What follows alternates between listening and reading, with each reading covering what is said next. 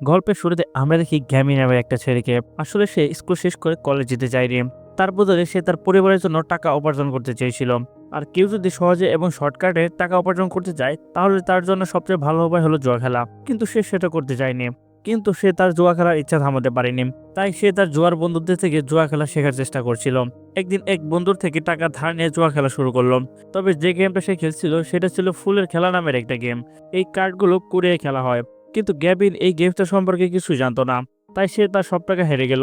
আর এখন গ্যাবিন যে ঋণে ডুবেছে তার যে কোনোভাবে হোক এই ঋণ পরিশোধ করতে হবে। তার জন্য তাকে টাকা কামাতে হবে। এই জন্য তার এখন মূল লক্ষ্য জুয়া খেলে আবার টাকা উপার্জন করে তার ঋণ পরিশোধ করা। পরের দিন গ্যাবিনের তালাকপ্রাপ্ত বোন তার স্বামীর থেকে পাওয়া টাকাগুলো নিয়ে বাড়ি ফিরলো। সেটা দেখে গ্যাবিন ভাবলো তার বোনের টাকা চুরি করে সে জুয়া খেলবে। আসলে তার বন্ধু ওকে এই গেমটা জেতার জন্য নানা রকম পরামর্শ দিচ্ছিল। আর যখন গ্যাবিন খুব ভালো কার্ড দেখতে পেল তখন সে তার সব টাকা বাজিতে লাগিয়ে দিল। কিন্তু আসলে যাদের সঙ্গে গ্যাবিন বাজি খেলছিল তারা সবচেয়ে বড় ঠকবাজ ছিল। তাই গ্যাবিন যখন তার কার্ডগুলো দেখালো তারা তার থেকে ভালো কার্ড দেখালো। আর এই কারণে গ্যাবিন তার বোনের কাছ থেকে চুরি করে সব টাকা হেরে ফেললো। আর গ্যাবিনের বন্ধু বুঝতে পারলো যে এটা একটা ঠকবাজি। তাই গ্যাবিনের বন্ধু তার সাথে ঝগড়া শুরু করলো। আর গ্যাবিনও সে তার বন্ধুকে বাঁচাতে গিয়ে ওদের সাথে লড়াই শুরু করলো। কিন্তু ওই ফ্রডলা তাকে আঘাত করলো। আর এই সব কিছুর মধ্যে গ্যাবিন শেষমেশ একটা সিদ্ধান্ত নিল যে কার্লি নামের ফ্রড তার কাছ থেকে টাকা চুরি করেছে। তাকে ধরার আগে সে বাড়ি ফিরবে না। তারপর কার্লির বন্ধুকে পেটানোর পর গ্যাবিন জানতে পারলো কার্লি ইনচিয়নে গিয়েছে। তাই গ্যাবিন আর তার বন্ধু পরের কয়েকদিন ইনচিয়ন আর সিওলের রাস্তায় কার্লির খুঁজে ঘুরে বেড়ায়। তারপর গ্যাবিন যখন অন্য একটি জায়গায় জুয়া খেলতে যায় তখন সে এখানেও টাকা হারায়। তাই তাকে বের করে দেওয়া হয়। কিন্তু একটু পরে গ্যাবিন একটা বড় ছুরি নিয়ে এখানে আসে। আর সবার ডয়ের থেকে টাকা নিয়ে যাওয়ার চেষ্টা করে। তখন দূর থেকে পল নামের একজন এই সব কিছু দেখে। গ্যাবিনের এতটা হতাশ দেখে পল গ্যাবিনকে তার টাকা দিতে বলে। আর পল চলে গেলে গ্যাবিন সবার কাছে ওই পল নামের লোকটার ব্যাপারে জানতে চায়। তারপর জানতে পারে পল আসলে সবচেয়ে বড় জুয়ারি। অর্থাৎ সে জুয়ায় অনেক পারদর্শী। সে কোরিয়ায় 1 নম্বর জুয়ারি। এই কারণে গ্যাবিন পরের দিন পলের বাড়িতে যায়। আর সে ওকে কার্ডের ট্রিক শেখাতে অনুরোধ করতে শুরু করে। কিন্তু পল তার হাতের রেখাগুলো দেখে বলে যদি ফুলের কার্ড দিয়ে ঝামেলা হয় তাহলে তোমার জীবনটাই বাঁচবে না। এটা বলে পল ঘরের ভিতরে ঢুকে যায়। আসলে পল গ্যাবিনকে এগুলো শেখাতে চায়নি। তাই সে ওকে দূরে রাখতে চেয়েছিল। কিন্তু গ্যাবিনে সহজে হাল ছাড়তে চায়নি। সে সারা রাত ওর বাড়ির সামনে কাটায়। আর পরের দিন সকালে আবার পলের পিছনে পিছনে ঘুরতে শুরু করে। আর ওকে অনুরোধ করে ওকে কার্ড ট্রিক শেখাতে। কিন্তু পল একদমই ওর কথা শুনছিল না। তাই গ্যাবিন ওকে অনুরোধ করলো আমি আমার বোনের কাছ থেকে টাকা চুরি করেছি। যে কোনোভাবে আমার বোনের টাকা ফেরত দিতে হবে। এটা শুনে পল একটু দয়া করলো তার প্রতি। তাই পল বলল আমার তো আগে থেকে একটা বডিগার্ড আছে। তুমি যদি আমার বডিগার্ডকে হারাতে পারো তাহলে তোমাকে আমার সন্তান হিসেবে নেব। কিন্তু গ্যাবিন যখন গিয়ে তার বডিগার্ডের সঙ্গে লড়াই শুরু করলো তখন সে ওই বডিগার্ডের সঙ্গে মানিয়ে নিতে পারলো না। উল্টো পলের বডিগার্ড গ্যাবিনকে মারতে মারতে শেষ করে দিল। কিন্তু গ্যাবিন সহজে হার মানল না।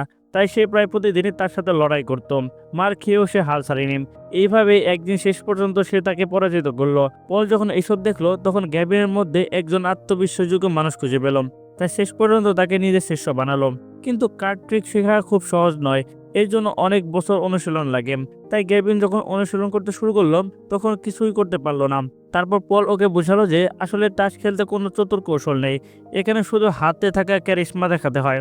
কারণ তুমি তোমার হাতে এমনভাবে তাস সাজাবে যাতে তাস বন্টন করলে তোমার কাছে সেরা তাস থাকে। আর এখানে হাতের গতি সবচেয়ে বেশি গুরুত্বপূর্ণ। তোমার হাতের গতি অবশ্যই প্রতিপক্ষের চোখের গতি থেকে দ্রুত হতে হবে। না হলে তুমি কোনোভাবে ওদের হারাতে পারবে না। আর যখন তুমি প্রতিপক্ষকে হারাতে চাইবে তখন তোমার চোখ ওদের চোখের উপর রাখতে হবে। এবং এমন আত্মবিশ্বাসে কথা বলতে হবে যে ওরা কিছুই বুঝতে পারবে না। তারপর যখন গ্যাবিন প্র্যাকটিস শুরু করলো বারবার ফেল করলো। কিন্তু একদমই হাল ছাড়লো না। আরেক সময় সেটা করতে পেরে খুব খুশি হলাম। তারপর সে পলকে জিজ্ঞেস করলো তুমি কি ফুলের কার্ডের সেরা খেলোয়াড়? তখন পল বলল আমি একমাত্র সেরা খেলোয়াড় নয়। এখন কোরিয়া ফুলের কার্ডের 3জন সেরা খেলোয়াড় আছে। প্রথম আমি, দ্বিতীয় একজন আছে যার নাম রবিন। আর সবাই তাকে এক কান প্লেয়ার বলে ডাকে।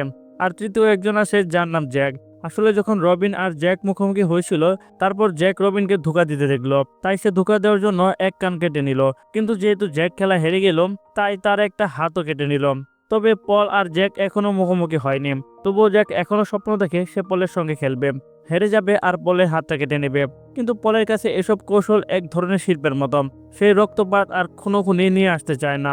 তাই সে গ্যাবিনকে বলে আসলে হাতের চাতুরে এমনভাবে করা উচিত যেন সেটা একটা আর্টের মতো লাগে। মানে সবকিছু তোমার চোখের সামনে থাকবে, কিন্তু তুমি চোখ দিয়ে কিছু দেখতে পারবে না। তারপর গ্যাবিন ওকে জিজ্ঞাসা করে, এত ট্যালেন্ট থাকতেও কেন তুমি টাকা উপার্জন করো না? কিন্তু পল সরাসরি বলে, লোভ মানুষকে ধ্বংস করে। আর গ্যাবিনকে প্রতিজ্ঞা করায়, যখন তোমার এত টাকা হবে যে তোমার বোনকে দিতে পারবে, তখন তোমাকেও খেলা ছেড়ে দিতে হবে। গ্যাবিনও এতে রাজি হয়। তারপর ধীরে ধীরে গ্যাবিন হাতের ফন্দি চালাতে চ্যাম্পিয়ন হয়ে উঠলো। কার্ডগুলো এমনভাবে ভাগ করে দিত যে কার্ডের বন্টনের সময় শুধু ভালো কার্ডগুলো তার কাছে আসতো। এতে সে খুব খুশি হতো। তাছাড়া সে পলের সঙ্গে কুরিয়ার বিভিন্ন জায়গায় যেত এবং পলকে নানা জুয়ার ঘরে সাহায্য করত। ঠিক এভাবে একদিন পল তাকে বাসায় নিয়ে গেল। সেখানে সে তাকে রিমি নামে এক মেয়ের সঙ্গে পরিচয় করালো। আসলে রিমি এক অবৈধ জুয়ার ঘর চালাতো, যেখানে কোটি কোটি টাকা জুয়া হয়। আর সেই সঙ্গে রিমি এই জুয়ার আস্তানার সাথে বড় বড় নামে লোকদের কাছ থেকে ছিনতাই করত। আর আজ সে পলকে ডেকেছে এমন একজন বড় মানুষের ছিনতাই করার জন্য। আর যখন গ্যাবিন রিমির সাথে কথা বলে, তার আচরণ দেখে মুগ্ধ হয়। তারপর রিমি পলকে বলে, আমি খেলতে খেলতে কিছু সংকেত দেব, তোমাকে ওই সংকেত অনুযায়ী খেলতে হবে। আসলে ফ্লাওয়ার কার্ডে একটা কার্ড আছে যার নাম সাপুরা 9। এটা সবচেয়ে উচ্চ স্তরের কার্ড, আর এটা ভাগ্যের উপর নির্ভর করে পাওয়া যায়। তারপর রাতে যখন গ্যাবিন রিমির কাছে যায়, তখন তারা দুজন শরীর চর্চা করে। আর এখানে রিমি গ্যাবিনের সাথে খেলতে অফার করে, কারণ যদি দুজনকে একসাথে খেলতে শুরু করে, তারা কোটি কোটি টাকা আয় করতে পারবে। তারপরের দিন তারা রিমির ক্লায়েন্টের সঙ্গে বসে গেম খেলতে শুরু করে। আসলে ওটা একজন অবসরপ্রাপ্ত সেনাবাহিনী অফিসার ছিল। আর যখন তারা খেলতে শুরু করলো, গ্যাবিন নিজেই তাস খেলায় এক্সপার্ট হয়ে যাওয়ায় সে সহজে অফিসারকে হারিয়ে দেয়। কিন্তু অফিসার তার পরাজয় মানতে পারেনি, তাই সে তাদের হুমকি দিতে শুরু করে। তখন রিমির বডিগার্ড এসে ওই অফিসারকে মারধর করে। কিন্তু যখন পল এই গন্ডগোলটা দেখে সে সহ্য করতে পারলো না, তাই সে রিমির উপর হাত তুলল এবং তার সাথে আর কখনো কাজ না করার সিদ্ধান্ত নিল। তারপর গ্যাবিনকে বলল টাকা নিয়ে তার বাড়িতে গিয়ে সেটি তার বোনকে ফিরিয়ে দিতে। কিন্তু গ্যাবিন এখান থেকে যেতে চাচ্ছিল না। সে আরো গেম খেলতে চাচ্ছিল, আরো টাকা আয় করতে চাচ্ছিল।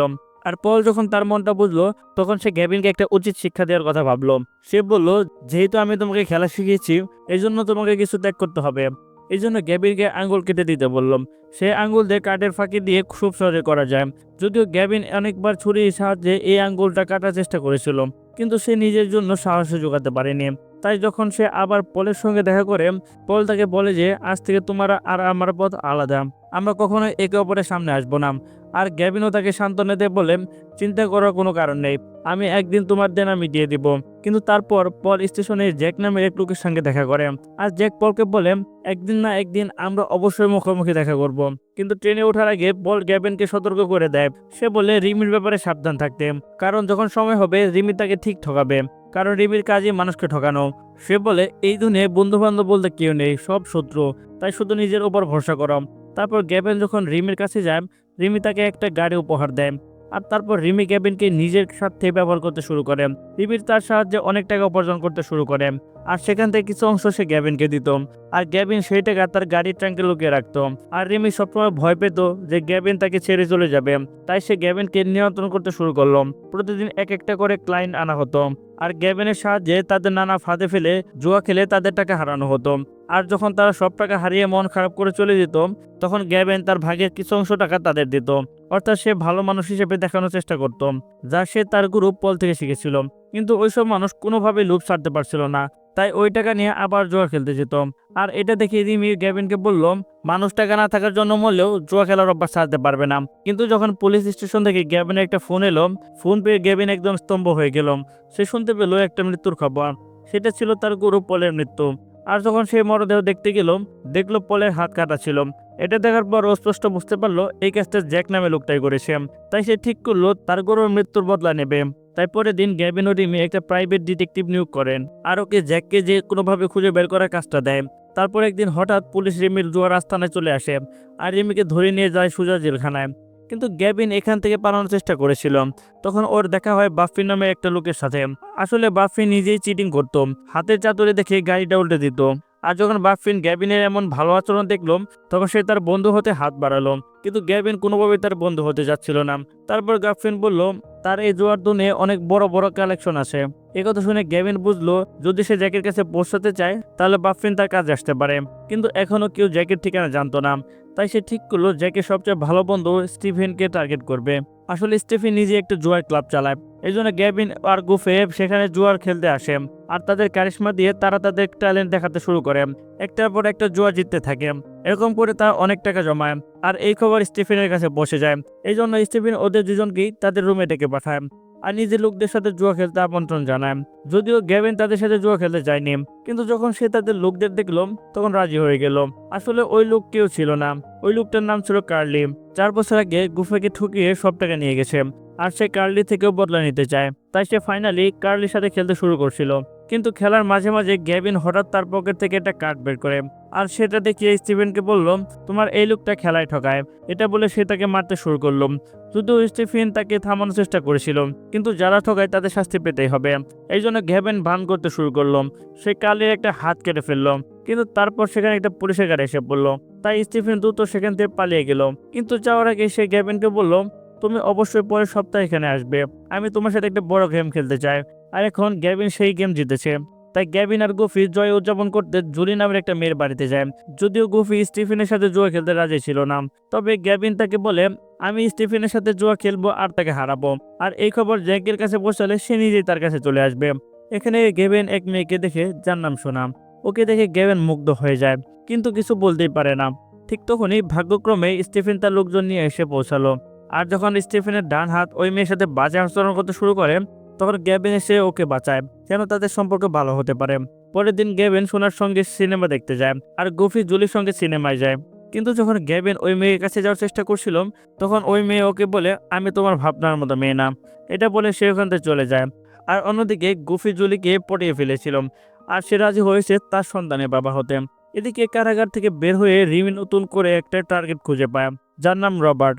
আসলে সে একজন মিলিয়নিয়ার, কিন্তু সে সবসময় লাক্সারি লাইফস্টাইল নিয়ে চলতো। আর বড় কথা, ফুলের গেম খেলাটা তার কাছে আসক্তির মতো। তাই যখন রুমি রবার্টের কাছে যাওয়ার চেষ্টা করে, রেমিকে দেখে রবার্টও মুগ্ধ হয়ে যায়।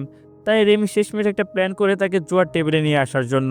কিন্তু রবার্টকে হারানোর জন্য তার দরকার ছিল একটি স্পেশাল জুয়ারি, এমন কেউ যাকে দেখে রবার্ট বুঝতেই পারবে না যে তাকে ঠকানো হচ্ছে। অনেক জুয়ারিকে দেখার পর রিমি কোনো একটা জিনিস খুঁজে পাচ্ছিল না তাদের মধ্যে, কিন্তু সেই জিনিসটা ছিল গ্যাভিনের কাছে। মানে গ্যাভিনকে সে মিস করছিল। আর এখন গ্যাভিন একজন সাধারণ মানুষের সাথে জুয়া খেলছিল, যার অর্ধেক হাত কাটা ছিল। আর গ্যাভিন ভাবছিল সে তাকে সহজে হারিয়ে দেবে, কিন্তু বাস্তবে ওই মানুষটা গ্যাভিনকে হারিয়েছিল। তাই এখন গ্যাভিন জানতে চাচ্ছিল ওই মানুষটাকে, যে তাকে এই গেম হারিয়েছে। কিন্তু যখন তার সাথে কথা বললাম, তখন লোক ওকে বলল, তুমি কখনোই আমার কাছে জিততে পারবে না। আর এখানে আমাদের প্রথম এপিসোডটা শেষ হয়ে যায়। তো বন্ধুরা, কেমন লাগলো আমাদের এই এপিসোডটা? আর হ্যাঁ, পরবর্তী এপিসোড দেখতে অবশ্যই চ্যানেলটা সাবস্ক্রাইব করে দিবেন। আর আপনার একটা মূল্যবান মতামত অবশ্যই কমেন্টে জানিয়ে যাবেন। তো দ্বিতীয় এপিসোড খুব শীঘ্রই চলে আসবে। সে পর্যন্ত ভালো থাকবেন, সুস্থ থাকবেন। আল্লাহ হাফেজ।